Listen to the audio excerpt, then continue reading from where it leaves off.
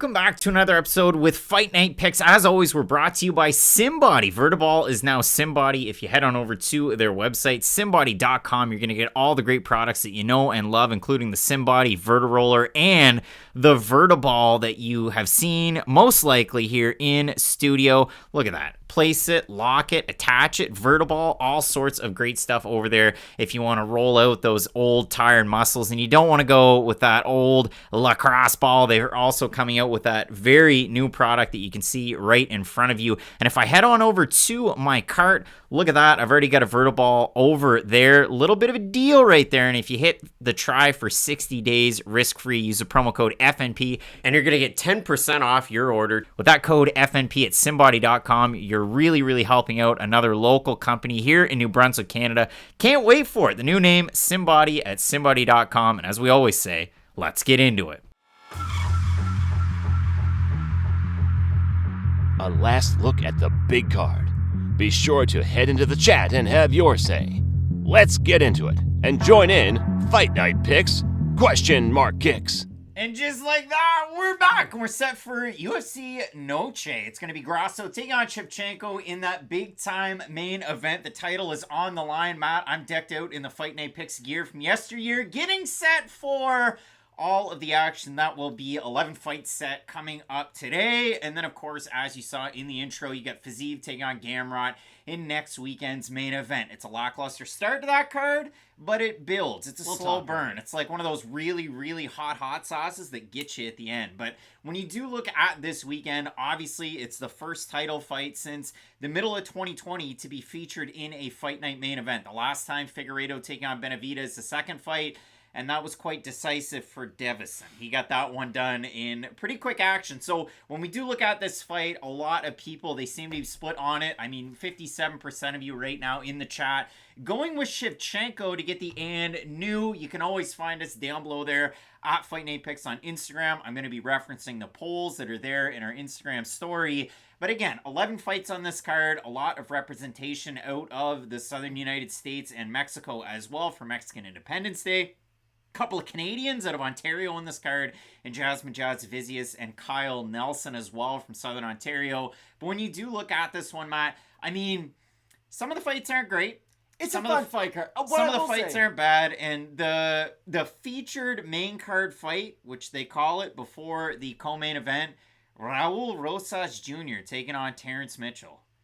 Go to the store. That's one of those. You can be down on one fight and still be fairly high on the card. And I think this fight card has got the justified hype that it should have behind it, because we don't often get a title, being competed for on the main event of these fight night cards. And for Grasso, she is one of these champions who can gain a lot with another decisive win over Shevchenko, right? If you win this, there's probably going to be a lot more eyes on this than there would be on a pay-per-view headlined by Alexa Grasso and Shevchenko. I couldn't imagine that would be a big seller. So if this does get a lot of eyeballs set towards it, and Grasso is able to go out there and get another big win over Valentina Shevchenko, it's going to shoot her to the stratosphere in terms of hype behind her career, and then we probably will see her be, the co-main event of pay-per-views moving forward, and you can put her in some really exciting fights. And I've seen a lot of people talk about the co-main event just as much as the main event this whole week leading up to this event, because I think we do have a pretty fun card ahead of us, and I know those two fights are ones that everyone's excited for. Kevin Holland taking on Jack Della Maddalena. Step and Park with the super chat. Let's get into it. Grasso and Holland, much appreciated there. Lord Nikon's hanging out. Branch above, Louis Bond,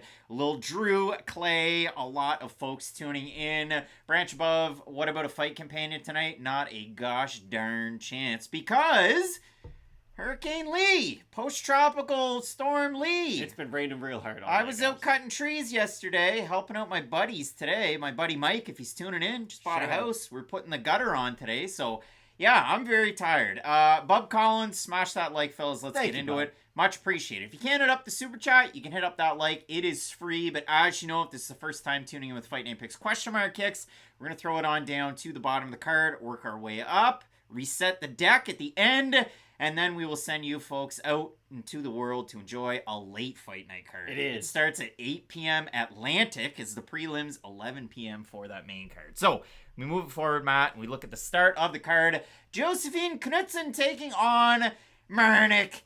Man, Matt, this is a UFC debut for both of these women, and I don't normally say this on the question mark kick cards, but I'm going to say this now. I had a look at the odds before making this video. Knudson, open minus 425, minus 724 average on best fight odds. Debuting women in the UFC who are unranked, and one's a minus 750 favorite.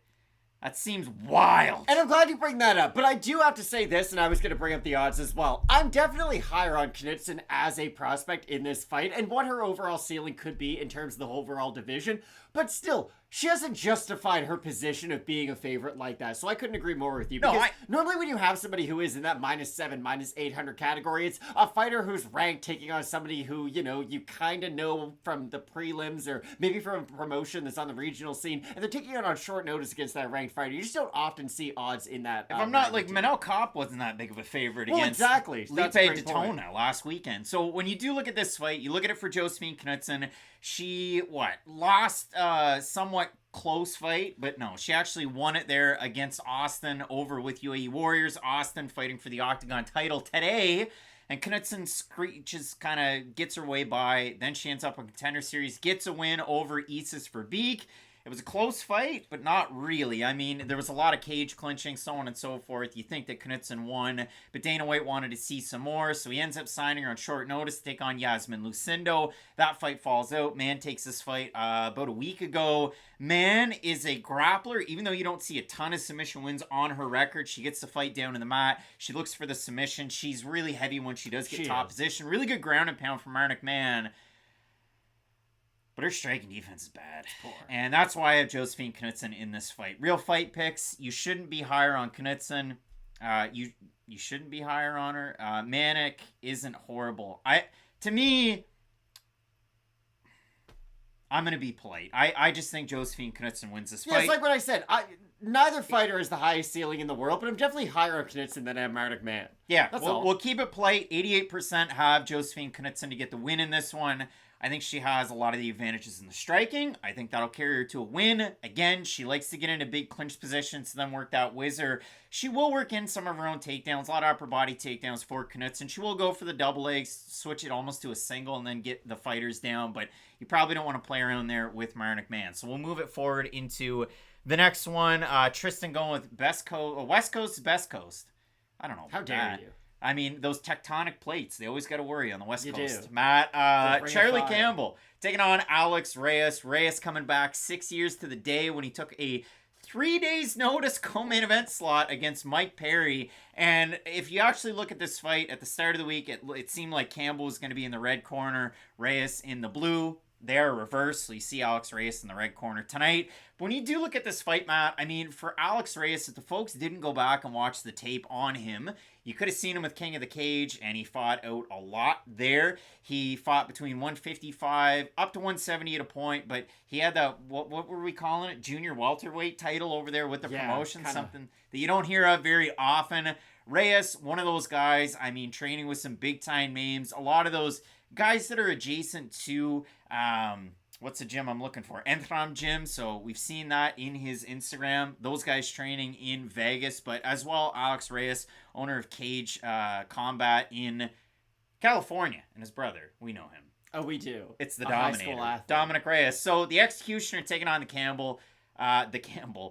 Charlie Campbell, who's making his UFC debut in this one. If anyone tells you they know what's going to happen in this fight, don't ever listen to a single thing they ever tell you ever again. Because for Alex Reyes, with all of this time off, it is going to be difficult to know exactly what version of him we do get in the octagon. Now, hopefully this time off has been spent, working on his skills, less so just recovering from recurring injuries, it seems like. But for Reyes, if he can use a lot of that great movement that we did see on the regional scene leading up to his UFC shot against Mike Perry, that didn't go great, let's just call it what it was, he could have success against a guy like Campbell, who does tend to get into a lot of those car crash type engagements where, hey, he will have a lot of success and get clipped by a big shot. He can rally through adversity and still have success afterwards. I like the overall boxing of Charlie Campbell, though. Once he's able to get on the inside, he does a great job, not only with his boxing, he'll throw elbows in as well. He does a good job with his combinations. So it comes down to, can he get Reyes behind those two black lines and up against the cage? Because if he gets him in that position, I think he will be able to hit him with some good offensive shots. It just comes down to how much can he maintain some of that offense. If he does throw a really high volume in that opening round, round. Can he stay consistent in the second and third as well? Well, and we'll see how Alex Reyes is able to play out with his wrestling as well, because that was a big part of his game on the way up. A lot of takedowns to get on top, really good ground and pound, and Alex Reyes hits like a truck. And when you look at it for Charlie Campbell, I said it at the start of the week,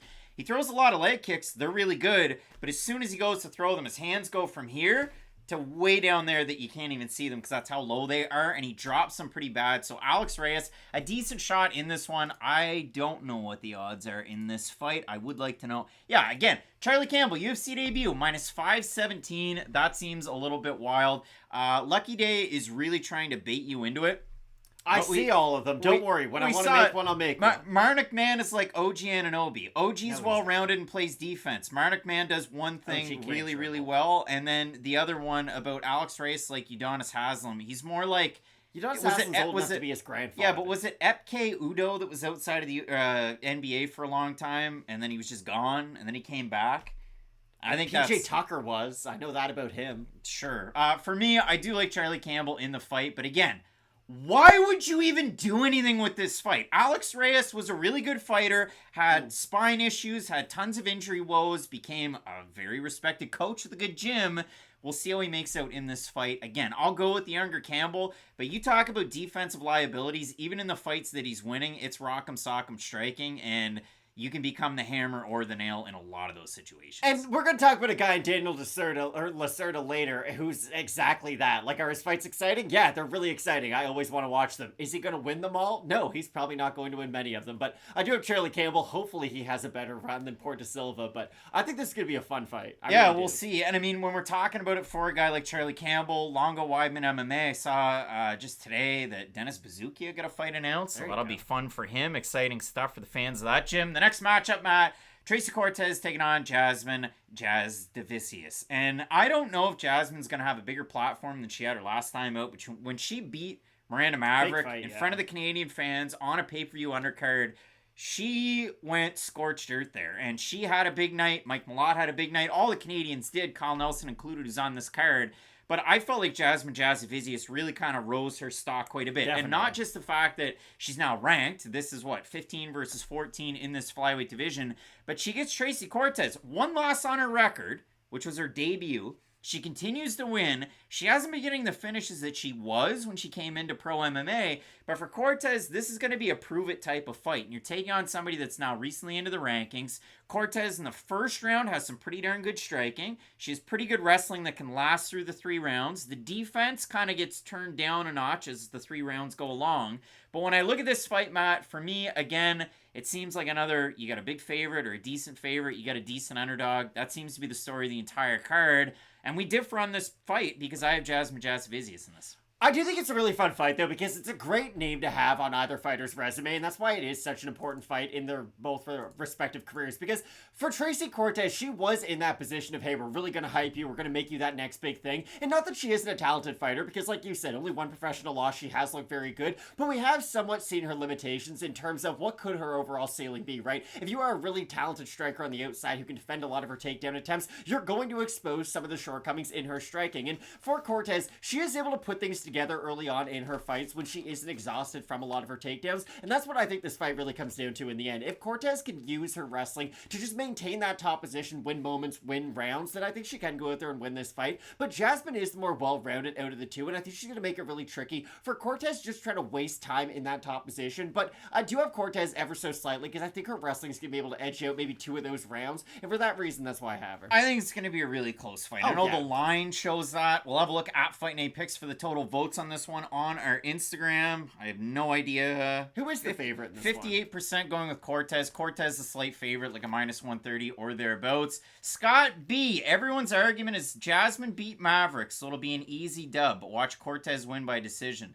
All right, Scott B. That's not my argument. I think Vizius can sustain decent striking throughout 3 rounds, defend the takedowns, and then end up with a win. I think Vizius in the fights that we've seen her really excel. She can turn it up as the fights go on, and for me, Cortez has turned it down as the fights have gone on. We kind of saw that a little bit against Melissa Gatto. Gatto, though, in the 3rd round kind of accepted the takedown a little bit more, tried to play jiu-jitsu off her back, and it wasn't to her advantage, and so for me, I do like Vizius, but again, we are split on the pick. We move into a fight that, once more, you worry about a little bit. Now, there were two fighters, and I say cone of shame, but there were two fighters that had the, what would you call that? What's it actually Just called? the curtain. That's the all it curtain. is. Edgar Chairez was one of those guys. The head, it was shaven, though he did have it shaven in his camp, but he showed up, had the curtain, weighed in at 126. He's taking on Daniel Lacerda da Silva Miojo. Matt, you come out of Shoot the Box Diego Lima, and all of a sudden you get compared to one guy who's been the champ and nobody else. Nobody at all. JB does have a name. And everybody forgets about all the guys that lose fights at that gym, and they only focus on the good ones that dye their hair blonde. So when you do look at this fight, Matt, Lacerda, 4 fights in a row, all of them losses, all of them by finish, although he's winning all of those fights until he loses. Yeah. And when you look at Edgar Chairez, he can struggle in some of these exchanges. He did drop Tatsuro Taira for real. That really happened. But he can struggle in some of the wrestling. He can struggle in some of the other spots. So over there in the chat, Matt, Cole P saying, how many pit bulls do we need? There's so many in the UFC. Mr. 305, Mr. More Worldwide. outside. Real fight picks. I hate to see a guy lose 5 times in a row by finish. Let's hope this goes by distance. Yeah, I mean, you know what? You got Jake Collier coming up next weekend. He's lost 3 in a row. Get excited for that one. MMA Millionaire, Shaidas by TKO. Listen, can Daniel Lacerda win this fight? I wouldn't have done like an 8-minute He could have video. won all of his 4 previous ones. Yeah, wouldn't have done an 8-minute video on this at the start of the week if I didn't think that Daniel Lacerda didn't have a good shot. But you've lost 4 in a row by finish. I know he's a good fighter. I'm not picking him to win in this fight. Yeah, you know what I'm never going to do? Pick a fighter who's lost 4 straight fights by stoppage. Don't overthink it, you know? If they tell you who they are over 4 fights, and over his 4 fights, he has been a bit of a wild mess. Now, I understand some of those wild shots have landed, and he has looked good in spots, because the thing about Lacerda is, he does have his foot all the way down on the gas pedal. Like, he is going to give you everything he possibly can, especially earlier on in matchups, but he throws everything so wild, so looping, that he is going to leave counter shots for his opponents to always land down the middle. He doesn't have great takedown defense, so when he is throwing those wild shots, you can take him down off some of those as well. So, for Lacerda, he's always going to be in an exciting fight, but I do not have him to win. MC hitting up the super chat. Thank you, Happy MC. Fight Night, fellas. Again, at Fight Night Picks, if I'm not mistaken, the fans are close on this one. 65% going with Pitbull. Edgar Chairez, the best Pitbull. Is it Arlovsky or is it Patricio or Patricky? Thiago Alves. Yeah, Thiago Alves. There you go. He had some good fights. Remember his fight against Curtis Millender? His fight against GSP. Yeah, that one too, Matt. Roman Kopilov's taking on Josh Fremd. Josh Fremd fought like a month ago. Josh Fremd weighed 189. He made weight for this one. No cloth, no need. Coming in on weight. And again, I talked about his interview that he did with John Eric Poli. The fact that this was more or less kind of an extended camp. You get to get ready for another Southpaw. Kenny Perrin, I don't know if I've ever seen you in the super chat before, so much appreciated there. Keep up the great work, guys, and I really appreciate when you discuss fighters' backgrounds and previous fights. It's very helpful with making decisions. Very nice Thank of you, you, Kenny. Again, I don't know if I've seen you in the super chat, but thank you a lot. Brandor is saying drop a like. Raw Torque likes Arlovsky with the nickname. And Branch Above, Arlovsky is Pitbull. This is my big issue with this fight, and it reminds me a little bit of the Knudson fight opening the card. I like Kopylov in this matchup, don't get me wrong, but he is like a minus 350, and that does concern me based off this matchup, because Kopylov is a phenomenal striker when he's able to fight on his terms. When he's able to get the combinations going, land that overhand left, really set up his power shots, he is a talented fighter, but the issue has always been, when you can disrupt that rhythm and make him a little bit uncomfortable on the back foot, you can test the takedown defense, and you can land shots on him too on the back foot, and it just makes him a much weaker fighter than he normally is when he's the one leading the dance. Yeah, and he's one of those guys, like, he boxes so well to the head and to the body. He does, yeah. He's not a big leg kicker whatsoever, and when you look at what Josh Fremd does, he's just going to close that distance and clinch, I think, a lot. he's kind of like a third line checking forward in the NHL. He's like Joel Armia. Sometimes he shows up and you like what you got. That's why you're paying him about $3 million. But other times it's like, where the hell is Joel Armia? Like, why does he only have 9 minutes a night tonight? Like, Evgeny Dadanov, same thing. Like, where Evgeny, one time he scored like 30 goals. Where's he been? He's been so quiet.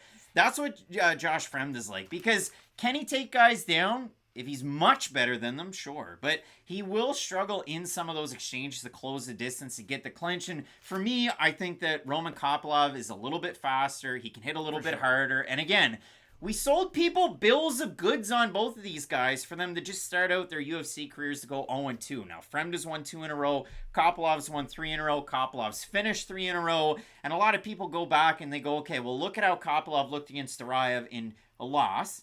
And then look at how he looked against Dikiriko, kind of rallying back as that one went on to get the finish. And to me, I say, well, look at what Kopylov was able to do in terms of damage against Duraev, even in a loss. And look at what he was able to do to finish Dikiriko and end the career of Manzo. So for me, yes, I do like Roman Kopylov, but again, this is one where you have a juiced up favorite. I just stay away from it. It's unranked middleweights. Middleweight's not really the best division. You've seen that with who your champ is and some of these up-and-comers. So, again, for me, I'll go with Kopylov, but it's a tricky one for sure. I also like Kopylov, but the odds are too rich for my blood. I think I'll be able to win, though. All right. Victoria is saying, Habs fan here, too. Couldn't have explained it better with the Armia reference. See? People like Joel Armia. Former first-round pick of the Buffalo Sabres. Matt, Lupe Godinez is taking on Elise Reed. And a lot of people are probably going to go to the store during this fight. I'm going to pick Lupita Godinez. Spent a lot of time on this at the start of the week. You have Taekwondo, around the outside on the back foot, from Elise Reed, gym owner. We talked about elevation at the start of the week. You don't have to bring up the gym owner fact every time you talk about it. People know at this point. 1,566 meters. If you're a Canadian or live anywhere around the world other than 60% of our audience, it probably doesn't understand meters or the conversion between meters and feet. But Lupe Godinez is training for this one, not at Titan MMA in Vancouver. And is she a small business owner? British Columbia, Canada, I don't believe so. Okay. Full-time fighter. The guy who knows. She's been training at Lobo Gym with the champ and Irina Aldana and Diego Lopez, who today had a fight booked against Pat Sabatini. So people are going to be excited about that. But I do like Lupe Godinez in this one. I like Godinez in the matchup too, but again, I expressed my concern at the start of the week. If Elise Reed can keep this fight on the feet, she has a great chance to win it. I do think her movement on the outside is going to be good enough to evade some of the bigger shots of Godinez and be able to land at least, not concussive strikes. Listen, Elise Reed's not Francis Ngannou, but at least land enough strikes for her to go out there and start winning meaningful rounds. If she's not able to keep this fight on the feet, and that really has been the story for Elise Reed ever since she's come into the UFC. If she can keep it striking, she's going to have great success. If her takedown defense falters, she's going to be on her back for a lot of the matchup. And I do think Godinez is good enough and a skilled enough fighter to at least disguise some of her, not only takedowns, but disguise her takedowns and striking with her clinch as well. And I think those 3 components of her game are more than good enough to win this fight. River Rat loves the channel. Much appreciated Thank from you. River Rat, you toss a like as we move forward. I mean, Elise Reed's game plan pretty well comes down to, can you play Pong on the outside for the entire time? Can you just keep moving around the octagon, moving, force Lupita Godinez to cover a lot of distance as well, kind of overextend with her shots, kick her back, and that's the Elise Reed game Michelle plan Watterson fought in main events doing this, okay, guys? Like, it can happen. Michelle Watterson fights next weekend. Get excited about that, Matt. Fernando Padilla taking on Kyle Nelson. What a Muskoka. Kyle Nelson last time out, taking on Blake Builder, big underdog. And he's able to go out there and get the win. A lot of big body kicks, and it seemed like as soon as Nelson landed a big right hand at the end of the first round, that was it for Blake Builder. Yeah. And I don't say that as a joke. I know it seemed like I did, but Blake Builder, after that, wasn't crashing the distance. He was hanging out on the outside. He couldn't work in any of his boxing. He didn't use any of his wrestling. And he was on the end of all of Kyle Nelson's shots for the second, for the third. It was really, really weird, to be honest with you. After watching all the Blake Builder fights in the build-up, what would happen? He'd get hit, get rocked, get dropped, and then he'd see red, and he'd go out and win the fight, but not in that one against Kyle Nelson. So when you do look at this one, Nelson again in the underdog role. Fernando Padilla, the long layoff. He beats Julian Erosa. Now everybody loves him. So when you look at this fight, Matt, it seems weird in taking Fernando Padilla possibly just off of that first round knockout against Erosa. Now he's taking on a guy in Kyle Nelson that when Kyle Nelson is on skates, he gets even more frustrated and going. It's like Hulk Hogan. He gets himself going. It's Hulkamania. So who do you have in the fight? This is what I didn't like about Padilla's first matchup against Julian Erosa. He was against an opponent that could teach us a lot about him as an athlete, but we didn't learn a lot because that fight was over so quick. What I like about this matchup is you're probably not going to finish Kyle Nelson in that same way because he is a durable fighter who's going to be in your face for a lot more of the matchup. So I think Padilla has a chance to at least expose more of his game to the world, and I think that could be a good thing because he is such a talented striker, has great power in all 4 limbs especially. So if he can hurt Kyle Nelson and just consistently put damage on him in the early goings of this matchup, it's not going to allow Kyle Knudson to still just be in his face, because that's what Kyle Knudson wants to do. Like, Knudson is one of those dirty, grindy type of fighters to where he's going to really push a pace on you and force you to kind of bring out the best parts of your own skill set. I think Padilla's striking is going to be more than enough for him to win this fight, but Kyle Knudson is one of those guys whose record doesn't necessarily tell you how good of a fighter he is, because most of his fights are going to be fairly close. He is going to get his own offense off at some point, so Kyle Nelson's always been a difficult guy to predict his fights for, but I do have Padilla in the matchup. 2-4-1 in the UFC is Kyle Knudson. The draw was against one Duho Choi, where in the third round Choi landed the headbutt and he lost the point, but majority of the folks out there had scored that one 29-27 for Choi. Again, it ends up as a draw for Padilla. His last time out, he gets that win over Julian Rosa in the first round. You have a look at Fight Night picks on this one. I doubt it's very close. 72% going with Padilla. I think Padilla can get it done with his striking on the outside. Again, you look at both of these guys. They're both tall. They're both long. Padilla with the reach advantage. He has those weird odd angle shots, but kind of like a Daniel Zellhuber or Ignacio Bahamondes, they're really long, lanky guys at 145 and 155, but sometimes they'll get crowded on their punches and they can't use that reach advantage that they have on the feet. And when you look at it for a guy like Kyle Knudson in the wins, the majority of them, okay, the Polo Reyes fight, he knocks him out. He pushes the pace. Polo Reyes, what was his record? Tell me. You look I want to know. Not good. Was it 9-8? Was it 9-9? Matt, next weekend, Cody Brundage fights. And if I asked what's Cody Brundage's record and somebody went, salty? Is it 8-5 with 3 finished losses in a row? You go, really? Yeah, that's what it is. And he's taking a short notice fight. I don't know who his management is, but I don't know about that Well, one. you're probably not getting a lot of other opportunities. No, you're probably not. But when you look at this one, I will go with Padilla, but where I was going with my point was if Kyle Knudson goes out there and wrestles, he could have a big time bit of success because Padilla's takedown defense isn't the greatest, and Kyle Knudson could go to that wall for 3 rounds. He very well is. But that's why this is such a fun fight, because Padilla has the opportunity to just let people know what his game really is all about. And if he can fight a consistent 15 minutes, go out there and hurt Kyle Knudson on multiple occasions, then people will be more impressed with him. Christos Giagos. Wearing the sunglasses, Matt. Wearing the sunglasses on the scales. Giagos, a guy who's on a second stint in the UFC. Now, the first one was short and the second one was really long. And so when you look at this fight, Matt, this is how good is Daniel Zellhuber? It is, yeah. Fight. It really is. And for Daniel Zellhuber, he looked really good his last time out. He didn't look good in his UFC debut against Trey Ogden. And over on Dana White's Contender Series, he lost the first round against Lucas Almeida and looked really good in the second and in the third. And Zellhuber was really putting it on him in the third round. So when you look at a guy like Zellhuber, it could have been maybe the lights were too bright in the debut. Maybe the apex was just too much against Trey Ogden, a well-seasoned veteran in his own right.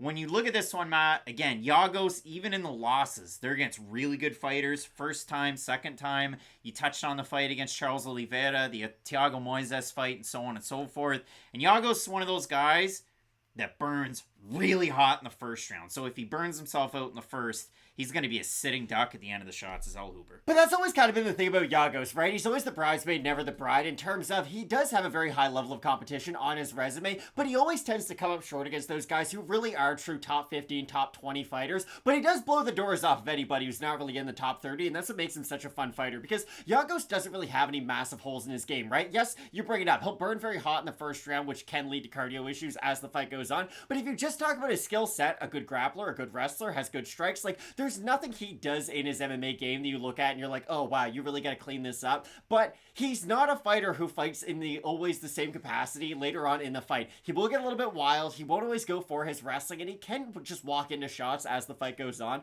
If he does that against a guy like Zellhuber, who, yes, he looked bad in that Ogden matchup, but I thought he looked pretty decent the last time out against Leno Venata. And this is another fight where, again, you're just going to learn a lot about the younger fighter, because if Zellhuber is able to go out there and beat Giagos, that's a massive name to have on his mantle after beating a guy in Groovy Lando his last time out. So I think it's a really fun fight to have for a guy who they are trying to build, because if Giagos wins, you could put him right back in there with basically anybody outside the top 15. It's going to make for a fun fight of the night style fight.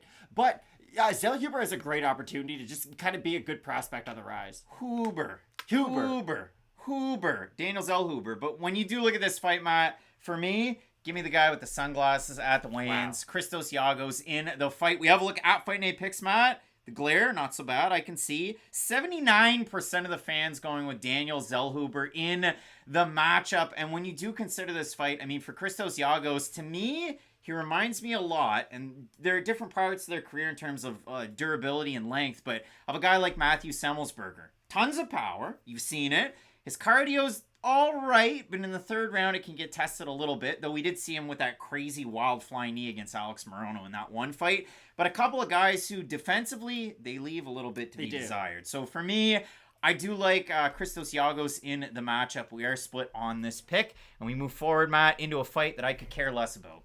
Raul Rosas Jr. is taking on Terrence Mitchell. Terrence Mitchell fought the New Zealander in one Kai Kara France on The Ultimate Fighter. Got knocked out in that fight. He didn't win, yep. Took a bit of a layoff, beat some guys in Alaska that weren't very good. This is just a cold He's not Jared Cannonier, though. No. Nor Justin Buchholz, nor... Well, Justin Buchholz is Justin Buchholz. Well, you know, Jared Cannonier's Jared Cannonier. There's a bit of a difference. Victor Rodriguez came into the UFC and left the UFC on short accord. And for Terrence Mitchell, he went very fast against Cameron Simon. Took him down pretty quick. And then he got bucked. And then he got back mounted and flattened out. And then it was a TKO. Terrence Mitchell works very fast. Raul Rosas Jr. also works very fast. One guy's 18, one guy's 33. Again, I mean, Rosas being this big of a favorite, I don't see it being justified. I know Rosas has a UFC win. He beat Jay Perrin. But, yeah, for me, I do like Rosas in the matchup because I've seen Terrence Mitchell make some grappling mistakes in his past.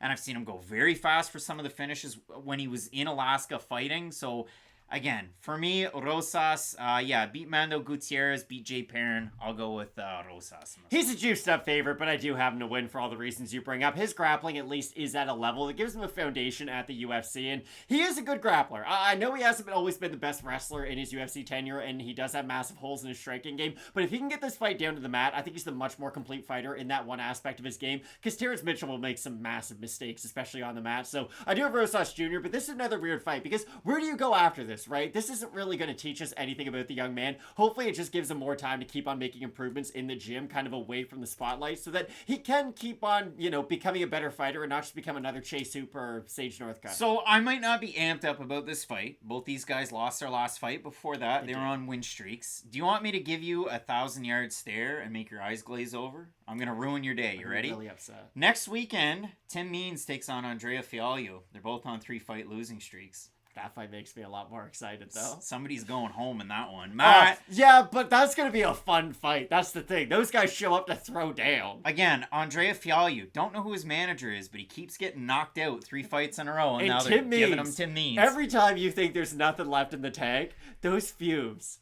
You can smell there is a little bit of gas in there, and he knocks somebody out. So shout out Tim Means. It's like Kramer and the car salesman. They just keep going on the highway. Matt, Kevin Holland taking on this fight. Jack Della Maddalena. The fans, they like Jack Della in this fight. And you can't blame them, honestly, just because of how impressive he has looked throughout his UFC tenure up until this point. And the thing about Kevin Holland, even though I still have Holland in the matchup, I'm not going to switch my pick. I think this is as close to a 50-50 fight as there possibly is on the card. So 65% at Fight Night picks going with Kevin Holland, but all of the comments in the comment section on YouTube this week with Della pretty well. I'm glad people are siding with Kevin Holland, though, because I just think Holland has the counter for a lot of what Maddalena does well. Now, if Maddalena could plant his feet in the pocket and force Kevin Holland to throw with him and be a boxer, then Maddalena has a phenomenal chance to win this fight. He's the harder striker in terms of just pure punching power. I know Kevin Holland does hit hard, and I still think he could get a knockout win in this, but he normally does a really good job at timing opponents as they enter the pocket. He clips them and really makes them regret that decision. So this fight, more than anything, I know a lot of people are going to focus on the grappling of Kevin Holland or the boxing of both fighters. It's going to come down to the footwork and at what range can both fighters maintain, because if Holland can just stay on the outside and keep on laying those straight shots down the middle, Maddalena's going to have a really hard time closing that distance to land his own combinations. But I'll be curious to see if Maddalena tries to just get on the inside, maybe even wrestle a little bit, use the clinch, try to dirty box Kevin Holland, because for as good of a grappler as Kevin Holland is, normally the most success he has when he's in that top position and not on his back, because we have seen him get out-muscled by a number of opponents at this stage of his career. And we'll see it with Jack Della again. There were a couple of people out there that they didn't say it exactly, but it was almost like this guy's kind of pillow-fisted. It takes a lot of accumulation, but look at the first-round finishes that he has. I mean, when you're mixing in combinations and ripping the left and the right hook to the body, and you can do that much damage like Jack Della can do, I mean, if that's pillow-fisted, then I don't know what is. But well, it's the opposite, truly. But when you do look at this fight, Matt, for Kevin Holland, again, his last time out, he hurts Michael Chiesa, gets down, gets the submission win. To be fair, I didn't think Chiesa looked great in that fight. No, and he didn't. He looked stiff. Yeah. And he looked stiff. Even in the fight against RDA, Chiesa looked a little bit stiff, but he was able to work his way in on the inside, get him down, and do the Chiesa damage. But when you do look at a fight like this, again, Jack Della, the volume numbers are crazy. I mean, you saw the cardio his last time out to withstand through Basel Hafez, who you knew was a good fighter. Now you really know he's a good fighter if you didn't know before, taking that one on short notice. We've got Cider hanging out. How's it going? Chiesa's washed. Well, he is retired after that one, so that one's tough. John Puffer saying, does Holland defend the body shots? We'll see if he does, because he's got a really long stance, and he's not like everybody's favorite fighter, old Philly Shell Sean Strickland, where your elbow's down enough that you can block that liver. But when you do look at this one, again, 65% of the fans going with Kevin Holland in the fight. It is a tough one. It really is. I do like Kevin Holland in this one with the range. If he can keep Della at the end of his jab and kind of pepper up that Arlovsky nose. And again, we'll see if Holland's able to work in some of that wrestling as well, because he is a good grappler. I mean, he is. Oh, for sure. And we've seen that at 170, even in the move. Oliveira, Tim Means, and of course, Michael Chiesa as well, who are all decent grapplers in their own right. Kevin Holland knocked out Jeff Neal before either guy came to the UFC. Like, he's good at 170. I know a lot of people just remember him for being the fighter at 185, and they kind of assume, hey, he got wrestled out of that weight division because of the size disparity, but he's a great fighter at 170, and I think this is the weight class he will have the most success at. He was a pretty good fighter at 185. I just feel like with a lot of these fighters who have a lot of hype and kind of outside influence on their MMA career, it's really hard to get a good opinion of them, but like, Kevin Holland's a super talented fighter, and I'm really excited for this matchup. Yeah, this should be a big time matchup, and then we get Matt into the main event of the evening. Alexa Grasso taking on Valentina Shevchenko. Shevchenko for the camp in this one. I kind of talked about it I said something really quick, and then I didn't really expand on it, but Shevchenko for this one, Tiger Muay Thai for the majority of the camp, and then the last few weeks getting ready in Vegas at a random gym. Like she was at a Baskin Robbins in Portland, Maine. Just eating those cakes, those muffins that they have. They're different than the Timmy's muffins. There's a lot more stuff on top of the Baskin Robbins muffins. More of a farmer's wrap kind of guy. That Chipotle mayo, that's good so stuff. good. But when you look at Baskin Robbins, every time I look at what they have when we're in the States, I go, man, that's got to be full of sugar, right? Like, and you look at Dunkin' Donuts and you're like, no, this is probably great for me. Like, you're really running out of options. Again, a lot of the state stuff, a lot of sugar. But when you look at this matchup, Matt, Valentina Shevchenko, I have a hard time with this first non-title fight since... This is for the title. The Zombie Girl. Well, yeah, it's for the title. Sorry, it's the first fight that she hasn't had the title since the Zombie Girl fight when she took on Priscilla Cachoeira and just absolutely blasted her. So when you do look at this one, Matt, I mean, Shevchenko, 10th straight title fight. Now she's looking to try and win that belt. For Alexa Grasso, her belt doesn't look like that anymore because he gave her a special commemorative one that is really cool, and it was awesome to see it throughout the week. Grasso training in her native Jalisco down in Mexico. So, Matt, again, first fight. Grasso wins the first round on her boxing, switches from orthodox to southpaw, gets it done. Second round, Shevchenko. Third round, Shevchenko. Fourth round, the grappling, the takedowns didn't work for Shevchenko early. Throws a spinning back fist, gives up her back. Grasso jumps on top, gets that.